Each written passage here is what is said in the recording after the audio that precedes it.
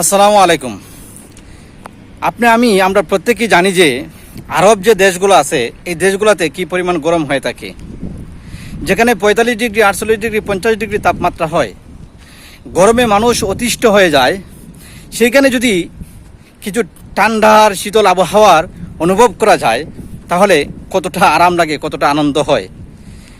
তারই ধারাবাহিকতা কিন্তু দেখেন প্রতি বছরের নেই ওমান সালালাতে, যেখানে আসলে বর্তমানে ঠান্ডা ঠান্ডা ভাব, আসলে শীতল আবহাওয়া, যেখানে 45 ডিগ্রি, 46 ডিগ্রি, 48 ডিগ্রি তাপমাত্রা হয়, সেখানে কিন্তু এখন দেখেন দুপুর বাজে প্রায় 1টা, এখন পর্যন্ত কিন্তু রোদই উঠে নাই। দেখেন এখন পর্যন্ত কোনো রোদ নেই। এটা হচ্ছে আসলে একমাত্র আল্লাহ পাক রাব্বুল আলামিনের অশেষ নিয়ামত। কারণ হলো যেখানে এই সালালাতে শুয়ে আছে বিভিন্ন নবী রাসূলগণ, যেখানে হযরত আইয়ুব আলাইহিস সালাম, হযরত ইউনূস আলাইহিস সালাম, হযরত ইমরান আলাইহিস সালামের নবী সাল্লামের মতো নবীরা এখানে শায়িত আছেন এই সালালাতে।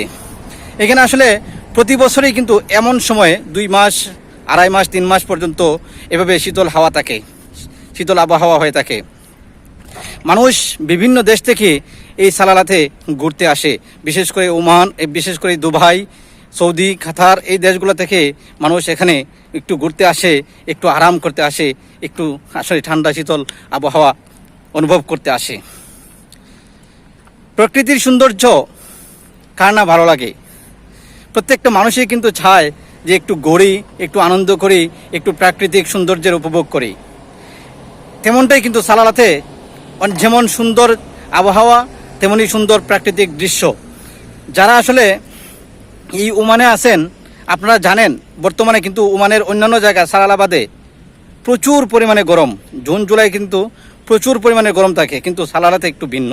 দেখেন বর্তমানে বাংলাদেশে যেমন কুয়াশা হলে ঝিরঝির ঝিরঝির বৃষ্টির মতো পড়ে, তেমনিভাবে কিন্তু এখানে এই সালালাতে এই 2-3 মাস পর্যন্ত এভাবে সারা দিন সারা রাত 24 ঘন্টাই কিন্তু ঝিরিঝিরি বৃষ্টির মতো পড়তে থাকে। আসলে চমৎকার একটা ওয়েদার বর্তমানে এই সালালাতে। আপনারা যদি ওমানের বিভিন্ন জায়গায় থাকেন তাহলে ইচ্ছা করলে আপনারা ঘুরে যেতে পারেন এই সালালা। অসাধারণ দৃশ্য, অসাধারণ মনোরম পরিবেশ আসলে প্রত্যেকটা মানুষের মনকে জয় করে নেয়। মানুষ বিভিন্ন দেশ থেকে ঘুরতে আসে, পর্যটকরা এখানে এই সালালাতে। প্রাকৃতিক সৌন্দর্য উপভোগ করতে কার না ভালো লাগে? কিন্তু দেখেন কেউ পারে না টাকার অভাবে, আবার কেউ পারে না সময়ের অভাবে। প্রকৃতির সৌন্দর্য কিন্তু প্রত্যেকটা মানুষই উপভোগ করতে চায়, প্রত্যেকটা মানুষই কিন্তু দেখতে চায় আসলে এই দুনিয়ার এই প্রকৃতি, এই সৌন্দর্য, এই মনোরম পরিবেশ প্রত্যেকটা মানুষই কিন্তু দেখতে চায়, উপভোগ করতে চায়। কিন্তু আসলে অনেকের ভাগ্যে হয়, অনেকের ভাগ্যে হয় না।